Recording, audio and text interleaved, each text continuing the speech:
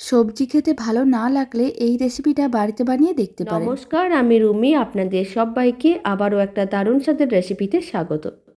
প্রথমে কড়াইয়ের মধ্যে কিছুটা পরিমাণ তেল নিয়েছি, আর দিয়ে দিলাম বেশ কিছুটা পরিমাণ কুচনো পেঁয়াজ, আর দিয়ে দিলাম পেঁয়াজ কলি। এবার সমস্ত কিছু একটু নাড়াচাড়া করে ভেজে নিতে হবে। যখন হালকা করে ভাজা হয়ে আসবে তখন অল্প একটু হলুদ গুঁড়ো আর দিয়ে দিলাম লঙ্কার গুঁড়ো। আবারও খুব ভালো করে একসঙ্গে মিশিয়ে নিতে হবে।